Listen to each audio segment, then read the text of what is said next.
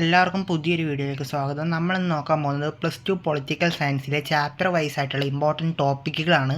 അപ്പോൾ ഞാൻ text book base ചെയ്തിട്ടാണ് പറയുന്നത്. എല്ലാവരും ഇതേ ടെക്സ്റ്റ് ബുക്കാണോ യൂസ് ചെയ്യുന്നതെന്നൊന്നും എനിക്കറിയില്ല. പക്ഷേ ഞാൻ പറഞ്ഞ ടോപ്പിക്സ് നിങ്ങളുടെ ടെക്സ്റ്റ് ബുക്കിലോ നോട്ട് ബുക്കിലോ ഉണ്ടെങ്കിൽ അത് മാർക്ക് ചെയ്ത് വെച്ച് നിങ്ങൾ എന്തായാലും പഠിച്ചിട്ടുണ്ടാവണം. അപ്പോൾ നമുക്ക് ഒന്നാമത്തെ ചാപ്റ്ററിലേക്ക് കടക്കാം.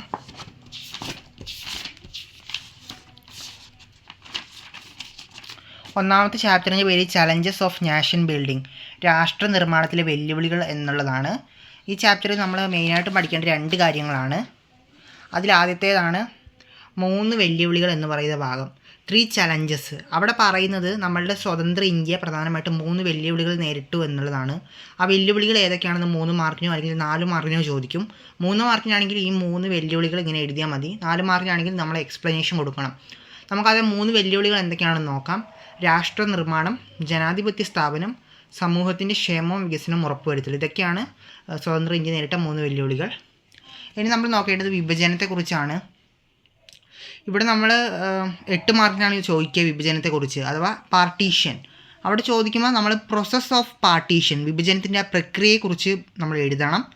പിന്നെ അതേപോലെ തന്നെ എന്ത് ചെയ്യണം, കോൺസിക്വൻസസ് ഓഫ് പാർട്ടീഷൻ, വിഭജനത്തിൻ്റെ പ്രത്യാഘാതങ്ങളും സൂചിപ്പിക്കണം. അത് അപ്പോഴാണ് നമുക്ക് 8 മാർക്ക് കിട്ടുക. അത് രണ്ടുമാണ് ഈ പാഠത്തിൽ നമുക്ക് പഠിക്കാനുള്ളത്. ഇനി സെക്കൻഡ് ചാപ്റ്ററിലോട്ട് പോകാം. സെക്കൻഡ് ചാപ്റ്ററിലും 2 കാര്യങ്ങൾ മറ്റോ ഉള്ളൂ പഠിക്കാൻ. സെക്കൻഡ് ചാപ്റ്ററിൻ്റെ പേര് era of one party dominance, ഏകകക്ഷി മേധാവിത്വ കാലഘട്ടം എന്നാണ്. ഈ ചാപ്റ്ററിൽ ആദ്യം പഠിക്കേണ്ടത് ആദ്യത്തെ 3 പൊതു തിരഞ്ഞെടുപ്പുകളിലെ കോൺഗ്രസ് മേധാവിത്വമാണ്. അതായത് Congress dominance in the first 3 general elections. നമുക്കറിയാം ആദ്യത്തെ 3 പൊതു തിരഞ്ഞെടുപ്പുകളിലും കോൺഗ്രസ് പാർട്ടി അസാമാന്യമായ വിജയം കൈവരിച്ചു. അതിനെ കോൺഗ്രസിനെ സഹായിച്ച കാര്യങ്ങൾ എന്തൊക്കെയാണെന്നാണ് അവിടെ പറയേണ്ടത്. ഇതൊരു 5 മാർക്കിനോ അല്ലെങ്കിൽ 3 മാർക്കിനോ 4 മാർക്കിനോ ഒക്കെ ചോദിക്കുന്നതാണ്. ആദ്യത്തെ 3 പൊതു തിരഞ്ഞെടുപ്പിലും കോൺഗ്രസ് വിജയിക്കാനുള്ള കാരണം അത് നമ്മൾ നോക്കിയിട്ടുണ്ടാവണം. മറ്റൊന്നാണ്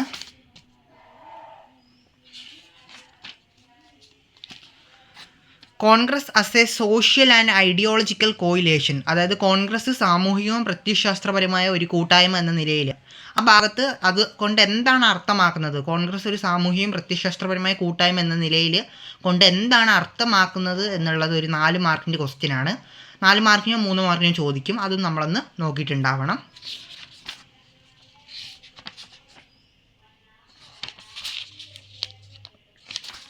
പിന്നെ ഇവിടെ മറ്റു കുറേ പാർട്ടികളെ കുറിച്ച് പറയുന്നുണ്ട്. സോഷ്യലിസ്റ്റ് പാർട്ടി, പിന്നെന്താ നമ്മളുടെ Indian communist party of India, ഭാരതീയ ജനസംഘ്, സ്വതന്ത്ര പാർട്ടി, ഇതിനൊക്കെ കുറിച്ച് പറയുന്നുണ്ട്. അവിടെ നമ്മൾ ചെയ്യേണ്ടത് ആ പാർട്ടികളുടെയൊക്കെ നേതാക്കന്മാരെ കുറിച്ച് പറയുന്നുണ്ടല്ലോ, ആ നേതാക്കന്മാരൊക്കെ ആരാണ് എന്ന് പഠിച്ചാൽ മതി. അത് 1 വേർഡായിട്ട് ചോദിക്കത്തുള്ളൂ. ഇനി 3ാമത്തെ പാഠം സിമ്പിൾ പാഠമാണിത്. ആസൂത്രിത വികസനത്തിൻ്റെ രാഷ്ട്രീയം, പൊളിറ്റിക്സ് ഓഫ് പ്ലാൻഡ് ഡെവലപ്മെൻറ്റ്. ഈ പാഠത്തിൽ ആദ്യമായിട്ട് പഠിക്കേണ്ടത്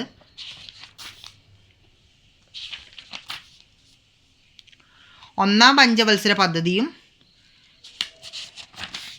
2ാം പഞ്ചവത്സര പദ്ധതിയും തമ്മിലുള്ള വ്യത്യാസം. അതായത് ഫസ്റ്റ് 5 ഇയർ പ്ലാനും സെക്കൻഡ് 5 ഇയർ പ്ലാനും തമ്മിലുള്ള വ്യത്യാസം, ഡിഫറൻസ് എന്തൊക്കെയാണെന്ന് പഠിക്കണം. അത് 4 മാർക്കിന് ഷുവറാണ്. മറ്റുള്ള ഒരു ക്വസ്റ്റ്യനാണ് ഈ പാഠത്തിൽ നിന്ന് വരാൻ ചാൻസുള്ള മറ്റൊരു ക്വസ്റ്റ്യനാണ്. ഒരു 5 മാർക്കിനോ 4 മാർക്കിനോ വരാൻ ചാൻസുള്ള വേറൊരു ക്വസ്റ്റ്യനാണ്. ഹരിത വിപ്ലവം, ഗ്രീൻ റെവല്യൂഷൻ, അതും നമ്മൾ നോക്കണം. ഹരിത വിപ്ലവത്തെക്കുറിച്ച് ചോദിക്കുമ്പോൾ അതെന്താണെന്ന് നമ്മൾ കുറച്ച് എഴുതണം. പിന്നെ അതിൻ്റെ കുറച്ച് ഗുണങ്ങളും കുറച്ച് ദോഷങ്ങളും എഴുതിയാൽ നമുക്ക് ഒരു 5 മാർക്കിന് കിട്ടും. ഇനി 4ാമത്തെ ചാപ്റ്ററാണ് ഇന്ത്യാസ് എക്സ്റ്റേണൽ റിലേഷൻസ്, ഇന്ത്യയുടെ വിദേശ ബന്ധങ്ങൾ. ഈ പാഠത്തിൽ ആദ്യം പഠിക്കേണ്ടത് നെഹ്റുവിൻ്റെ പങ്ക്, നെഹ്റൂസ് റോൾ എന്ന് പറയുന്നൊരു ഭാഗമുണ്ട്. അവിടെ പറയുന്നത് ജവഹർലാൽ നെഹ്റുവിൻ്റെ വിദേശ നയത്തിൻ്റെ ലക്ഷ്യങ്ങളാണ്. നെഹ്റുവിൻ്റെ വിദേശ നയത്തിന് പ്രധാനമായിട്ടും 3 ലക്ഷ്യങ്ങളാണുള്ളത്. എന്തൊക്കെയാണ്? പൊരുതി നേടിയ സ്വാതന്ത്ര്യവും പരമാധികാരവും കാത്തു സൂക്ഷിക്കുക, രാജ്യത്തിൻ്റെ ഭൂമിശാസ്ത്രപരമായ ഐക്യം സംരക്ഷിക്കുക, രാജ്യത്തെ സാമ്പത്തികമായി വികസിപ്പിക്കുക. അങ്ങനെയുള്ള ആ നെഹ്റുവിൻ്റെ വിദേശ നയത്തിൻ്റെ ലക്ഷ്യങ്ങൾ 3 മാർക്കിന് ഷുവർ ക്വസ്റ്റ്യനാണ്, അത് നോക്കിയിട്ടുണ്ടാവണം. മറ്റൊന്നാണ് 8 മാർക്കിൻ്റെ എസ്സേ ക്വസ്റ്റ്യൻ ഈ പാഠത്തിൽ നിന്ന് വരുന്നതാണ്. 1962 ചൈനീസ് യുദ്ധം, ഇന്ത്യ ചൈന യുദ്ധം, 1962 ഇന്തോ ചൈന വാർ. അവിടെ നമ്മൾ പറയേണ്ടത് ആ യുദ്ധത്തിൻ്റെ കാരണങ്ങളും അതിൻ്റെ പ്രത്യാഘാതങ്ങളുമാണ്. എന്തൊക്കെയായിരുന്നു ആ യുദ്ധത്തിന് കാരണം, എന്തൊക്കെയായിരുന്നു ആ യുദ്ധം കഴിഞ്ഞ് സംഭവിച്ചത്, അതൊക്കെയാണ് നമ്മൾ എഴുതേണ്ടത്.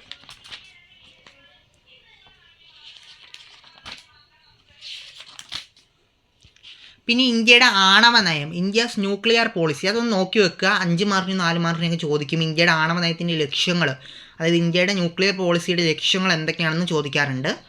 അതൊന്ന് നോക്കിയിട്ടുണ്ടാവണം.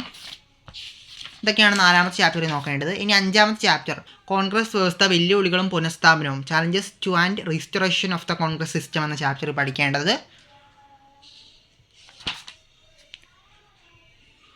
തിരഞ്ഞെടുപ്പിൻ്റെ പശ്ചാത്തലം, അതായത് 4ാമത്തെ പൊതു തിരഞ്ഞെടുപ്പ് 1967 4ാമത്തെ പൊതു തിരഞ്ഞെടുപ്പിൻ്റെ പശ്ചാത്തലം, context of the election, 4th general election 1967, അതിൻ്റെ കോണ്ടെക്സ്റ്റ് ഓഫ് ദ എലക്ഷൻ, ആ തിരഞ്ഞെടുപ്പിൻ്റെ പശ്ചാത്തലം എന്താണെന്ന് 4 മാർക്കിന് ചോദിക്കാറുണ്ട്, വിവരിക്കാൻ ചോദിക്കാറുണ്ട്. അത് നോക്കിയിട്ടുണ്ടാവണം. മറ്റൊന്നാണ് 2 മാർക്കിനോ 3 മാർക്കിനോ ചോദിക്കാറുള്ളതാണ് കോൺഗ്രസ് ഇതരത്വം, നോൺ കോൺഗ്രസിസം എന്നാൽ എന്തെന്ന് ചോദിക്കാറുണ്ട്. അത് ആരാണ് ആ പദം അവതരിപ്പിച്ചതെന്നും ചോദിക്കാറുണ്ട്. കോൺഗ്രസ് ഇതരത്വം, നോൺ കോൺഗ്രസിസം എന്താണെന്ന് ചോദിക്കും. മറ്റൊന്നാണ് കൂറുമാറ്റം, ഡിഫെക്ഷൻ, അതും ഇതേപോലെ തന്നെ ചോദിക്കുന്നതാണ് 2 മാർക്കിനൊക്കെ. കൂറുമാറ്റം, ഡിഫെക്ഷൻ എന്താണെന്ന് ചോദിക്കാറുണ്ട്. അത് നോക്കിയിട്ടുണ്ടാവണം. പിന്നെ ഒരു 5 മാർക്കിനോ 6 മാർക്കിനോ പ്രതീക്ഷിക്കാവുന്ന ഒരു ചോദ്യമാണ് സ്പ്ലിറ്റ് ഇൻ ദ കോൺഗ്രസ്, കോൺഗ്രസിലെ പിളർപ്പ്, കോൺഗ്രസിലെ പിളർപ്പിലോട്ട് നയിച്ച കാരണങ്ങൾ എന്തൊക്കെ വിവരിക്കാമെന്നൊരു ചോദ്യം വരാൻ ചാൻസ് ഉള്ളതാണ്. അതും നോക്കിയിട്ടുണ്ടാവണം.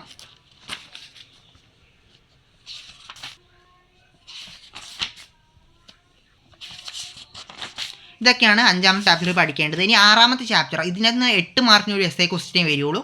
അത് 8 മാർക്കിന് വന്നില്ലെങ്കിൽ 6 മാർക്കിന് ഷുവറായിട്ടും വരും, കാരണം ഈ ചാപ്റ്ററിൽ നിന്ന് അതേ ചോദിക്കത്തുള്ളൂ. ചാപ്റ്ററിൻ്റെ പേര് ജനാധിപത്യ ക്രമത്തിൻ്റെ പ്രതിസന്ധി, the crisis of democratic order എന്നാണ്. ഇതിലാദ്യം പഠിക്കേണ്ടത് അടിയന്തരാവസ്ഥയുടെ പശ്ചാത്തലമാണ്, ബാക്ക്ഗ്രൗണ്ട് ടു എമർജൻസി. ഇങ്ങനെയാണ് ക്വസ്റ്റ്യൻ വരിക. ഇന്ത്യയിൽ അടിയന്തരാവസ്ഥ പ്രഖ്യാപിച്ചതിൻ്റെ കാരണവും അതിൻ്റെ പശ്ചാത്തലവും വിവരിക്കുക എന്നാണ് ചോദിക്കുക 8 മാർക്കിന്. അങ്ങനെ ചോദിക്കുമ്പോൾ ബാക്ക്ഗ്രൗണ്ട് ഓഫ് എമർജൻസി, അടിയന്തരാവസ്ഥയുടെ പശ്ചാത്തലം പഠിച്ചിട്ടുണ്ടാവണം. പിന്നെ അടിയന്തരാവസ്ഥയുടെ കാരണങ്ങൾ പറയുന്നുണ്ട്. സാമ്പത്തിക പശ്ചാത്തലം, അഴിമതി, രാഷ്ട്രീയ ബഹുജന പ്രക്ഷോഭങ്ങൾ, ഗുജറാത്തിലെയും ബീഹാറിലെയും പ്രസ്ഥാനങ്ങൾ, അത്രയും ആ പോയിൻറ്റ്സും വെക്കണം. അങ്ങനെ ഇതൊരു 8 മാർക്കിന് എസ്സേ ആയിട്ട് നമ്മൾ പ്രിപ്പയർ ചെയ്യാൻ പഠിക്കണം. ഇത് മാത്രമേ 6ാമത്തെ ചാപ്റ്ററിൽ പഠിക്കാനുള്ളൂ, എമർജൻസി, അടിയന്തരാവസ്ഥയെ കുറിച്ച് മാത്രം. ഇനി 7ാമത്തെ ചാപ്റ്ററിൽ പഠിക്കേണ്ടതാണ്. 7ാമത്തെ ചാപ്റ്റർ എടുക്കാം. 7ാമത്തെ ചാപ്റ്ററിൻ്റെ പേര് ജനകീയ പ്രസ്ഥാനങ്ങൾ, ഒരു സിമ്പിൾ ചാപ്റ്ററാണ്, റൈസ് ഓഫ് പോപ്പുലർ മൂവ്മെൻറ്റ്സ്. ഇവിടെ കുറേ പ്രസ്ഥാനങ്ങളെ കുറിച്ചാണ് പഠിക്കുന്നത്. എല്ലാ പ്രസ്ഥാനവും ഒന്നെങ്കിൽ 1 വേർഡ് ആയിട്ട് ഈ പ്രസ്ഥാനം ഏത് സ്ഥലത്തുള്ളതാണ്, അല്ലെങ്കിൽ ഇതിന് നേതൃത്വം നൽകിയത് ആരാണെന്ന് ചോദിക്കാം, അല്ലെങ്കിൽ 4 മാർക്കിന് ഏതെങ്കിലും ഒരു പ്രസ്ഥാനം വിവരിക്കാൻ ചോദിക്കാം. അതാണ് ഈ ചാപ്റ്ററിൽ നിന്ന് വരിക. ആദ്യം നമ്മൾ നോക്കേണ്ടത് ചിപ്കോ മൂവ്മെൻ്റ് ആണ്. ചിപ്കോ പ്രസ്ഥാനം ഉത്തരാഖണ്ഡിലെ ഒരു പരിസ്ഥിതി പ്രസ്ഥാനത്തെയാണ് ചിപ്കോ പ്രസ്ഥാനം എന്ന് പറയുന്നത്, ചിപ്കോ മൂവ്മെൻറ്റ്. അത് നോക്കണം. മറ്റൊന്നാണ് ദളിത് പാന്തേഴ്സ്, മഹാരാഷ്ട്രയിലെ പ്രസ്ഥാനമാണ് ദളിത് പാന്തേഴ്സ്. അത് നോക്കിയിട്ടുണ്ടാവണം. മറ്റൊന്നാണ് ഭാരതീയ കിസാൻ യൂണിയൻ നോക്കിയിട്ടുണ്ടാവണം. അടുത്ത പ്രസ്ഥാനമാണ് ചാരായ വിരുദ്ധ പ്രസ്ഥാനം, ആൻറ്റി അറാക്ക് മൂവ്മെൻറ്റ്. ആന്ധ്രാപ്രദേശിലെ ഒരു പ്രസ്ഥാനമായിരുന്നു ആൻറ്റി അറാക്ക് മൂവ്മെൻറ്റ്, ചാരായ വിരുദ്ധ പ്രസ്ഥാനം. അത് നോക്കിയിട്ടുണ്ടാവണം. നർമ്മദ ബച്ചാവോ ആന്തോളൻ, മേധാ പട്കറിൻ്റെ പ്രസ്ഥാനമായിരുന്നു നർമ്മദ ബച്ചാവോ ആന്തോളൻ. അപ്പോൾ ഇത്രയും ഒരു 5ഓളം പ്രസ്ഥാനങ്ങൾ പറയുന്നുണ്ട്. ഈ പ്രസ്ഥാനങ്ങൾ ആരാണ് നേതൃത്വം നൽകിയത്, ഇതിൻ്റെയൊക്കെ ലക്ഷ്യങ്ങൾ എന്തായിരുന്നു എന്ന് മാത്രം നമ്മൾ പഠിച്ചാൽ മതി. പിന്നെ ആ പ്രസ്ഥാനം ഏത് സ്ഥലവുമായിട്ട് ബന്ധപ്പെട്ടിരിക്കുന്നു എന്നും കൂടിയാണ് നോക്കേണ്ടത്. 8ാമത്തെ ചാപ്റ്റർ ഒരു 8 മാർക്കിൻ്റെ എസ്സേ ക്വസ്റ്റ്യൻ പ്രതീക്ഷിക്കാവുന്ന ചാപ്റ്ററാണ് പ്രാദേശിക ഉത്കർഷേച്ഛകൾ, റീജിയണൽ ആസ്പിറേഷൻസ് എന്നാണ് ഈ ചാപ്റ്ററിൻ്റെ പേര്. നമുക്ക് നോക്കാം എന്തൊക്കെയാണ് പഠിക്കേണ്ടതെന്ന്.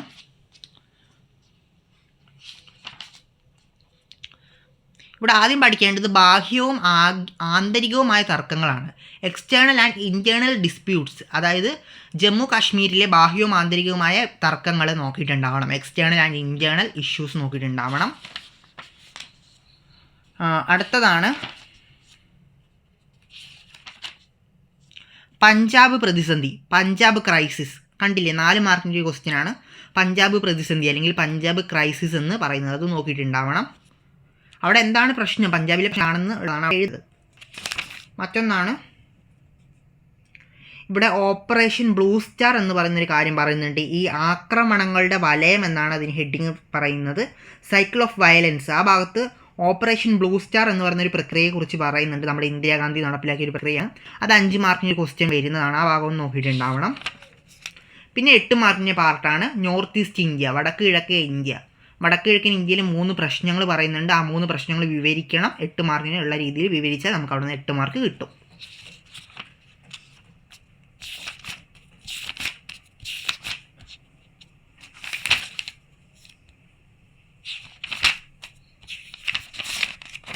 പിന്നെ ഇനി നമുക്ക് ഫസ്റ്റ് പാർട്ടിലെ ലാസ്റ്റ് ചാപ്റ്ററാണ് 9th ചാപ്റ്റർ ആയിട്ടുള്ള ഇന്ത്യൻ രാഷ്ട്രീയത്തിലെ വികാസങ്ങൾ, recent developments in Indian politics. ഇവിടെ ഒരു ഒറ്റ ക്വസ്റ്റ്യനെ പഠിക്കാനുള്ളൂ. 5 സംഭവങ്ങളെക്കുറിച്ച് ഈ പാഠത്തിൽ പറയുന്നുണ്ട്. 1990കളുടെ അവസാനത്തിലുണ്ടായിട്ടുള്ള 5 കാര്യങ്ങൾ അത് ഏതൊക്കെയാണെന്നുള്ളതാണ് ഇവിടെ പറയേണ്ടത്. നമുക്ക് കാണാം: കോൺഗ്രസ് വ്യവസ്ഥയുടെ അന്ത്യം, മണ്ഡൽ പ്രശ്നം, പുത്തൻ സാമ്പത്തിക നയത്തിൻ്റെ ഉദ്ഘാടനം, ബാബറി മസ്ജിദിൻ്റെ തകർക്കൽ, രാജീവ് വധം. ഇതൊക്കെയാണ് പറയേണ്ടത്. ഈ 5 കാര്യങ്ങളാണ് 9th ചാപ്റ്ററിൽ പഠിക്കാനുള്ളത്. ആ 5 സംഭവ വികാസങ്ങളെക്കുറിച്ച് ഒന്നെങ്കിൽ 5 മാർക്കിന് ചോദിക്കും, അല്ലെങ്കിൽ അത് എന്ത് ചെയ്യും, വിവരിക്കാൻ വേണ്ടി ചോദിക്കും. അപ്പോൾ ആ ഒരു വിധത്തിൽ നമ്മൾ എന്ത് ചെയ്യണം, പഠിച്ചിട്ടുണ്ടാവണം. അപ്പോൾ ഇതൊക്കെയാണ് ആദ്യത്തെ 1 മുതലുള്ള 9 വരെയുള്ള ചാപ്റ്റേഴ്സിൽ പഠിക്കാനുള്ളത്. അടുത്ത ചാപ്റ്റേഴ്സിൻ്റെ വീഡിയോ ഉടനെ അപ്ലോഡ് ചെയ്യുന്നതായിരിക്കും.